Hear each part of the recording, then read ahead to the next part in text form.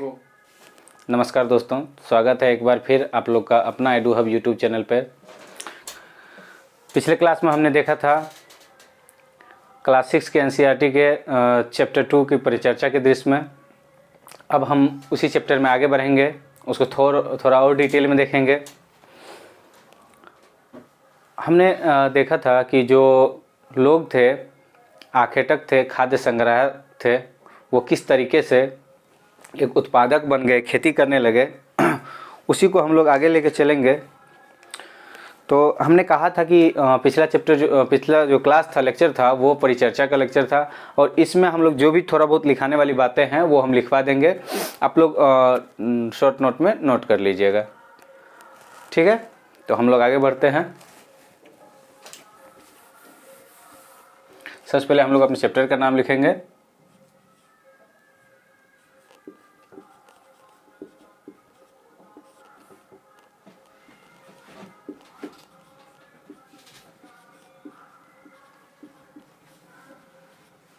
तने बड़ा बड़ा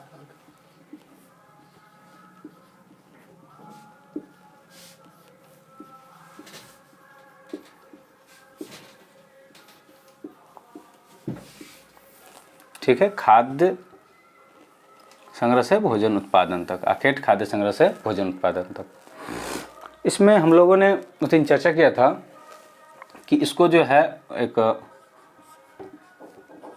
प्रागैतिहासिक काल कहा जाता है। ये पूरा चैप्टर इसी काल के इर्द गिर्द घूमती है, जिसे हम लोग पाषाण काल भी कहते हैं, मतलब पत्थर का काल, ठीक है।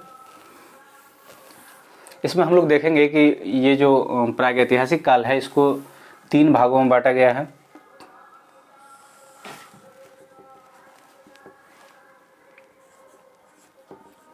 पूरा पाषाण काल,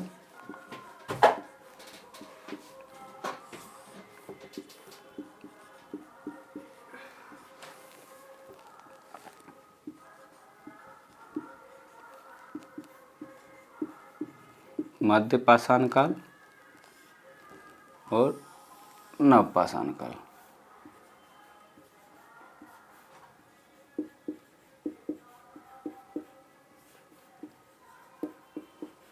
ठीक है।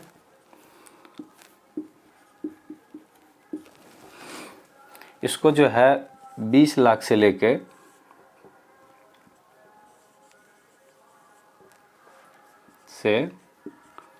12,000 ईसा पूर्व तक रखा गया है, ठीक है।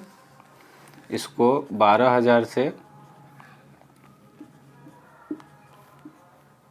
10,000 ईसा पूर्व तक रखा गया है, ठीक है। इसको 10,000 ईसा पूर्व से पहले रखा गया, ठीक है। अब इसमें हम लोग देखेंगे कि ये जो पूरा पाषाण है, इसमें जो है मानव खानाबदोश था,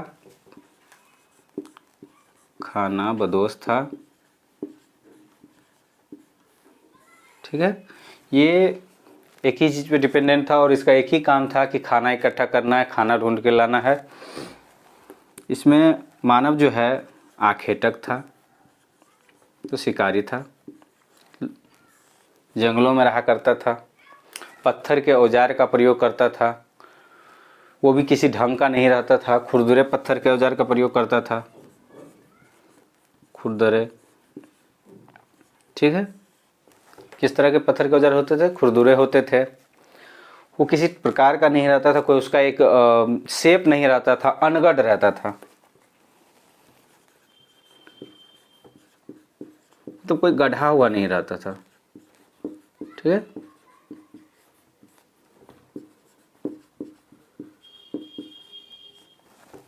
ठीक है।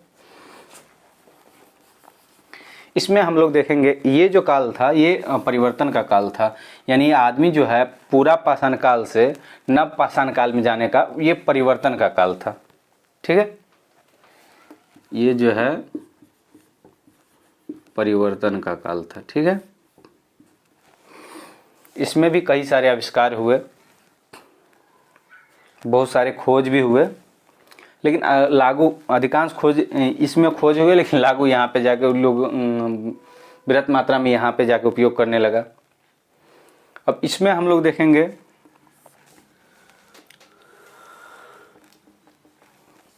ठीक है, इसमें जो है मानव कृषि करने लगा था,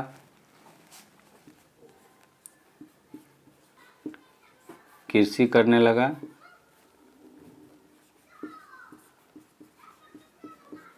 ठीक है, पॉलिशदार औजार हो गए, ठीक है, यहाँ पे खुरदुरा औजार था, यहाँ पे पॉलिशदार औजार हो गए। यहाँ पे लोग गांव में रहने लगा, गांव में रहने लगा, पशुओं को पालतू बनाया, और सबसे पहले इसी क्रम में किसको पालतू बनाया? कुत्ते के पूर्वज को पालतू बनाया, पशुओं को पालतू बनाया, ठीक है। अब ये मानव जो है कृषि करने लगा, पॉलिशदार औजार का यूज करने लगा, बेहतर औजार का उपयोग करने लगा, गांव में रहने लगा, पशुओं को पालतू बनाने लगा। इस काल में जो है और भी बहुत सारी चीज़ें हुई। पहिए का भी आविष्कार इस काल में हो गया था, ठीक है। ये जो मानव था पहले, इस काल से पहले जो है मानव या तो जानवर पे लाद के सामान यहाँ से वहाँ ले जाया करता था, या फिर खुद ही यहाँ से वहाँ ले जाया करता था। लेकिन इस काल में क्या हुआ, पहिए का आविष्कार हो गया, ठीक है। इस तरीके से जो है इसमें परिवर्तन होने लगा। अब चाहे तो इसका स्क्रीनशॉट ले सकते हैं, अदरवाइज नोट डाउन कर सकते हैं।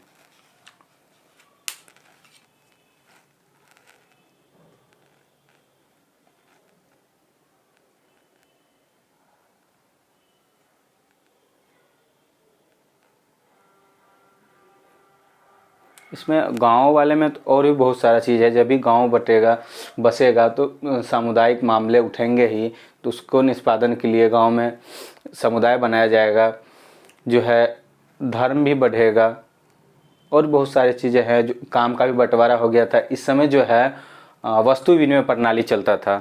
लोग जो है सामान के बदले सामान लिया करते थे, आदान प्रदान किया करते थे। अभी भी आप लोग जाते होंगे, अभी तो नहीं, बहुत समय पहले की बात है, कि जब हाट लगता था, एक हाट होता था जहाँ पे सारे लोग अपने अपने सामान लेके जाते थे। कुछ लोग मान लीजिए तंबाकू का खेती किया करता था, कुछ लोग गेहूं चावल का खेती किया करता था। तो ये लोग अपने अपने सामान जो है लेके जाते थे, और वहाँ पे जिसको मान लीजिए आपके पास गेहूँ है तो आप गेहूँ दे दिए, बदले में चावल ले लिए। इस तरीके से मतलब होता था, वस्तु विनिमय प्रणाली होता था,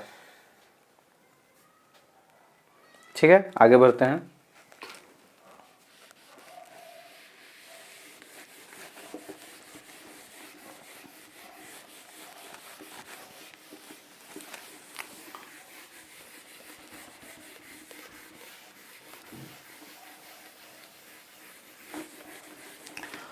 अब हम लोग देखेंगे कि पुरा स्थल कौन कौन से हैं। पुरा स्थल, ये पुरा स्थल जो है वो जगह होता है जहाँ से औजार के, इमारत के अवशेष के या फिर बर्तन के साक्ष्य मिले हों। इन जगहों को पुरा स्थल कहा जाता है। पुरा स्थल, बहुत सारे पुरा स्थल थे, जैसे हम लोग देखेंगे भीमबेटका। कल हम लोगों ने मैप के माध्यम से सभी पुरा स्थल को देखा था। भीमबेटका, ठीक है, ये जगह जो है मध्य प्रदेश में स्थित है, ठीक है।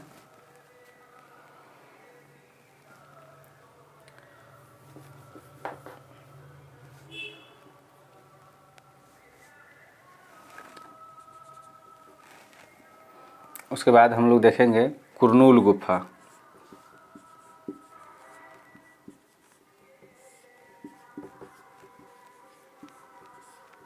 ये जो है आंध्र प्रदेश में है।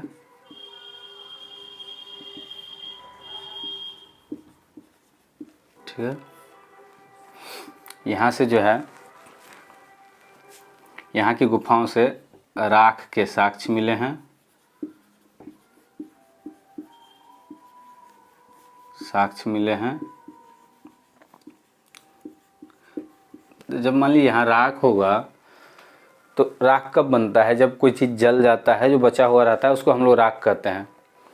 तो कभी ना कभी यहाँ आग जलाया जाता होगा। तो लोग आग क्यों जलाते थे उस समय? उस समय लोग मुख्य रूप से मांस को भूनने के लिए आग जलाते थे, टेम्परेचर मेंटेन करने के लिए आग जलाते थे। ज़्यादा सर्दी हो गया, ज़्यादा ठंड का मौसम आया तो उस समय लोग आग जला के अपना बचाव करते थे, या जंगली जानवरों को दूर भगाने के लिए भी लोग आग का प्रयोग करते थे। अब हम लोग देखेंगे कि कौन सा ऐसा जगह है जहाँ से पशुपालन और कृषि के साक्ष्य मिले हैं। ठीक, कुछ ऐसे जगहों को देखेंगे जहाँ से पशुपालन और कृषि के साक्ष्य मिले हैं।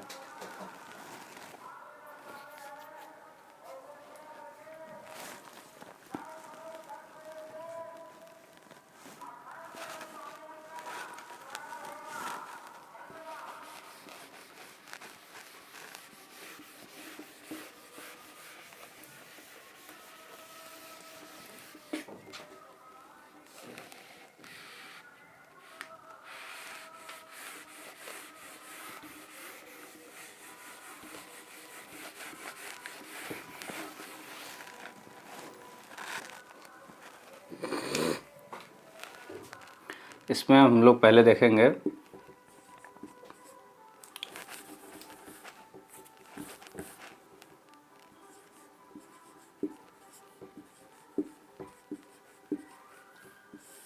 पशुपालन और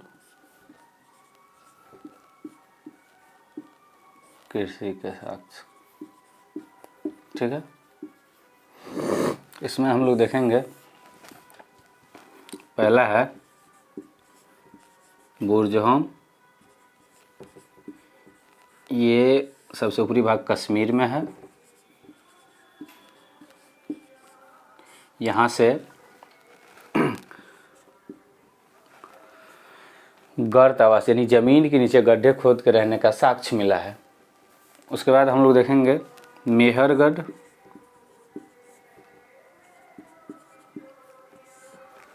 मेहरगढ़ जो है पाकिस्तान में है।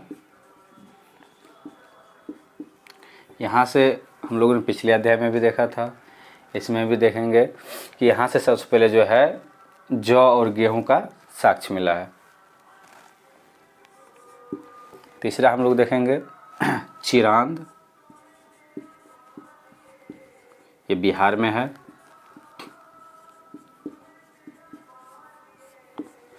उसके बाद हम लोग देखेंगे कोल्डिहवा,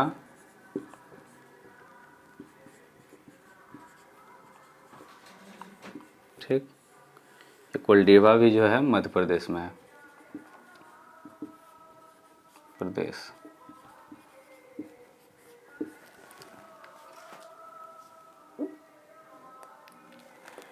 पांचवा जो है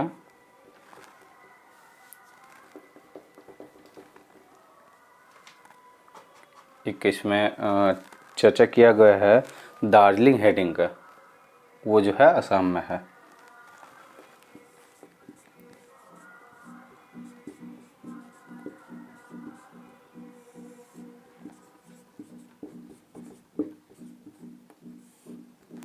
ये जो है असम में है।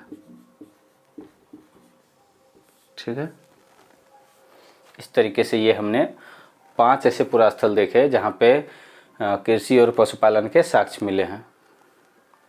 मेहरगढ़ में जो है कब्र के भी साक्ष्य मिले हैं।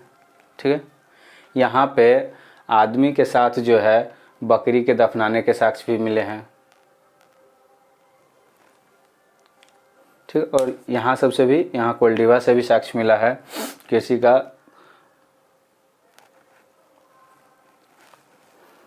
इस तरीके से ये हमारा दूसरा चैप्टर भी कंप्लीट हो गया। अब हम लोग जो है कुछ आगे बढ़ेंगे, जिसमें हम लोग देखेंगे कि थर्ड चैप्टर में हम लोग बढ़ेंगे तो ये क्या है कि इसमें हम लोग देखते हैं कि थोड़े थोड़े चीज़ों को हम लोग जैसे देखिए इसमें हम लोग देखें तो ये बुर्ज हम देखें, लेकिन ये नहीं देखें कि भाई ये कब साक्ष्य मिला है, मेहरगढ़ देखे नहीं। ये जब हम आगे बढ़ेंगे धीरे धीरे तो और धीरे धीरे डिटेल में हम लोग पढ़ेंगे। जितना जितना अभी जिस चैप्टर से हमको मिल रहा है हम उसको उतना एक्सप्लेन कर दे रहे हैं, लेकिन जैसे जैसे हम लोग आगे बढ़ते जाएंगे अगले अध्याय में जाएंगे तो उसी चीज़ों को हम और डिटेल में पढ़ेंगे। लेकिन हमेशा उसके लिए जानकारी तो होना चाहिए कि ये कहाँ तो ये सारा चीज़ें हम लोगों ने अभी देखा। आगे इसी मतलब जब इसको विस्तार से पढ़ेंगे अगले अध्याय में तो ये हमें और भी अच्छे से समझ में आएगा। अब हम लोग जो है करना क्या है कि हम लोग चाह रहे हैं कि अब जो तैयारी को और थोड़ा गति दें, इसीलिए हमने अगले सोमवार से जो है साइंस का भी बैच स्टार्ट कर दिया है, जिसमें एनसीईआरटी साइंस का 6 to 12 उसमें भी कवर करवाया जाएगा। 12th नहीं 10th तक माना जाए, 12th के कुछ टॉपिक हैं 11 12th को जिसको हम लोग देखेंगे। क्योंकि जो 12th का टॉपिक है फिजिक्स केमिस्ट्री का जो भी है वो उतना डीपली पढ़ना जेईई मेंस के बच्चे का काम है। हम लोग जो है उसमें जो हम लोग की ज़रूरत का चीज़ है, जो साइंस एंड टेक का चीज़ होगा वो सब चीज़ हम लोग पढ़ेंगे। जैसे बायो के कुछ टॉपिक हम लोग देखेंगे, उसमें फिजिक्स के भी कुछ जो ज़रूरत का टॉपिक होगा उसको हम लोग देखेंगे। लेकिन मोस्टली हम लोग ये मान के चलें कि 6 to 10 हम लोग पूरा डिटेल में देखेंगे। जहाँ जितना उससे हम लोग को समझना चाहिए, पढ़ना चाहिए, उतना हम लोग उसमें देखेंगे। और साथ ही साथ हम लोग ये भी देखते चलेंगे कि जो प्रीवियस ईयर क्वेश्चन है बीपीएससी का कहाँ कहाँ से क्वेश्चन पूछा है, चैप्टर से रिलेटेड क्वेश्चन भी हम लोग सप्ताह में एक बार डिस्कशन करेंगे। इस संडे तो नहीं हुआ, लेकिन अगले संडे से हम लोग कोशिश करेंगे कि बीपीएससी में उस चैप्टर से रिलेटेड क्वेश्चन क्या पूछा गया था, कब पूछा गया था, किस तरीके से पूछा जाता है, हम लोग वो चीज़ें भी देखेंगे सप्ताह में एक बार, यानी संडे को। बाकी हम लोग का अगले मंडे से जो है साइंस का बैच स्टार्ट हो जाएगा। ठीक है, खुश रहिए, मस्त रहिए, धन्यवाद।